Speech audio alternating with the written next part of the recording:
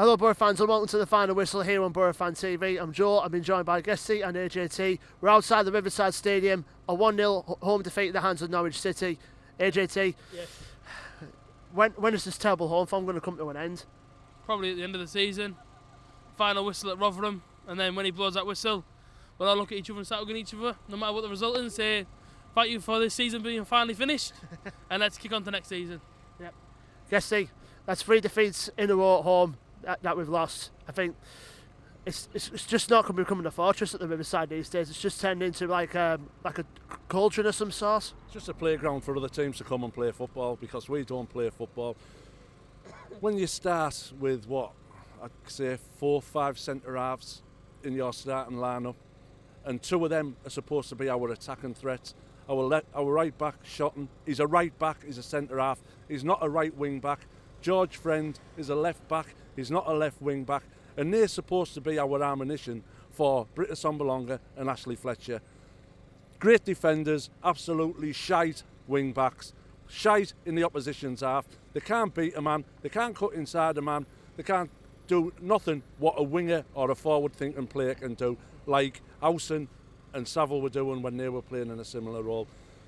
We had Fletcher and Britta Sombalonga linking up really well the first half. Where the fuck did they go the second half? What is it with Britt? What is it? He jumps as fucking high as the trees in the first half, in our own box, but when he goes up the other end, he's got fucking lead boots on. I know. Actually, like I say, you know, it's a kind of a confidence spin because the first half he was like trying to walk it in, wasn't he? Why do we, when we are defending a corner, why do we defend a corner with both our centre forwards in our 6-yard box? Why isn't one of them on the halfway line to give them something to think about? Randolph gets the ball, he runs to the edge of the box 90% of the time, and there's no fucking to throw it to. Absolutely no one, and he's fucking stood there and he's looking behind him and they're all still there. We're all waiting for the nod off Pulis to say, oh lads, you can move up a bit. Joe, this season at this ground, you've just said when will the home form improve? When has it fucking started to do anything this season? We have been dire at this stadium this season. Like you say, up until recently, our away form was miles better than our own form. Now we just don't have no form. Birmingham had 9 points took off them.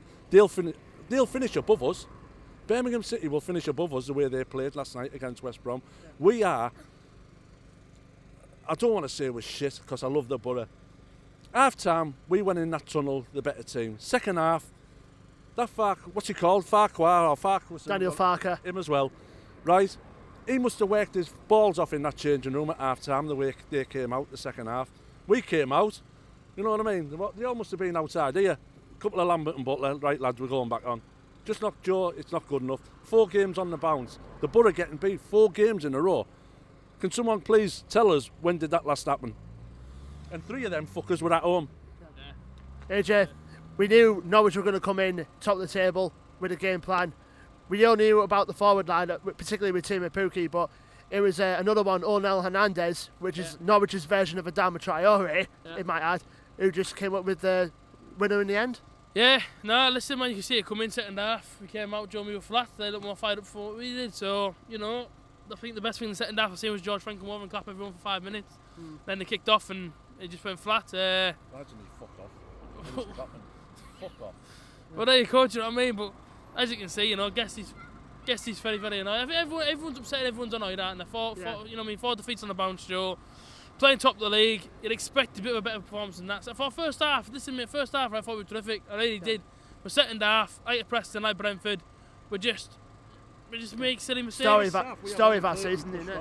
Yeah. Adam Clayton was working his balls off, I thought. You know, I thought we'd sign someone. Yeah. He was a totally different player to what he's been for the last 3, 4, 5, 4 seasons. Yeah. He was absolutely fantastic first half, Clayton. So was Ashley Fletcher. Why can't they maintain that? That just shows a lack of concentration and a lack of desire. He must have something. He must have said something at the break. He because came out. We're not good enough. Second half, but second half he came out. We were flat. He said something to him. He must have said, right? I'll tell you what he said. We've played well there, but we're still not good enough. Yeah, played well there. No more attacking. No more attacking. No more positivity. Let's go dead negative because that's what it seemed. Yeah, like I said, I think the tale of 2 halves. I mean, it's just been a story of that season, AJ, hasn't it? Yeah, mate. This season's been dire. As I guess it's been absolutely shocking, and I can't wait for it to finish. I'll be really honest with you, I can't wait for this season to finish. I mean, I know how the Arsenal fans are all feeling, right? You know, Arsene Wenger was there and they all wanted him out. I know exactly how they feel because this season's been just terrible. Yeah. Terrible. And like same on Swansea on Saturday, that's going to be a barrel of laughs, isn't it? Going 7 hours on the road to Wales, don't you get beat again. Like I say, mate, as I say, I can't wait for the season to end. New season, new manager, hopefully new team. Sign me and Guesty up and a few others, and like I say, man, Boro probably win the league there and then. Yeah, so that's Saturday, Tuesday night. We're back here against Bristol City. Guesty, yeah. I can imagine every team is going to look at us now this season, particularly Bristol City, looking at our current form, thinking we can beat them easily. Bristol City, right? We've been down there. We were absolutely fantastic that day. We were on fire. That was August time, wasn't it? We were absolutely amazing. Well, good 8 month that was. Bristol City fans were saying to us exactly what Norwich fans were saying. All we want to do is stay in this division. We aren't good enough to have a season like we did last season. The Norwich fans were saying exactly the same. All they wanted to do was to stay in the Championship. Both them teams now are above us. Both them teams were fearing 3-4-0 defeats them days. I'm not lying, am I? No. Norwich fans told us on there. They were fearing a good hiding off the Boro the way we were playing. Now, I'm fearing a good hiding off Bristol City Tuesday night. Oh no, I'm exactly the same way. Like I say, mate, it's not going to get any easier, Joe. And for me, I said it going into this one. If we would have lost tonight like we did, I do fear that could be it. I think curtains now, innit? Yeah. That's my own opinion on it anyways. Yeah. I can't see, with 4 games on the bounce, being beaten, I can't see how he's going to turn things round now to make a push for the playoffs. No, it's a load of bollocks making a push for the playoffs because if you get in them, you've got to win them. And we aren't in a position. People kept saying 2-3 weeks ago, Pulis has the best record against the teams in the top 6. Have we now? Have we got the best record against the teams in the top 6? Have we got the best record against the teams in the fucking bottom 3? Like you say, Birmingham have lost 9 points this week. They will finish above us. You know what I mean? It's absolute joke. Yeah, and Aston Villa are just catching form at the right time, really, aren't they? Aston Villa are flying. Aston Villa have always had, like you say, once they've got Jack Grealish in the team, they're a completely different team. They've got Tammy Abrahams up front. They are what we should be. Yeah. They've got the players. They had the type of manager to attract them players. We had Tony Pulis. And at the end of the day, we were all saying in August, why isn't he coming? Why isn't Balassi coming? Why isn't so-and-so coming? At the end of the day, Bowser and the recruitment team got the blame, but who would you play for? Aston Villa, Steve Bruce, or the Villa?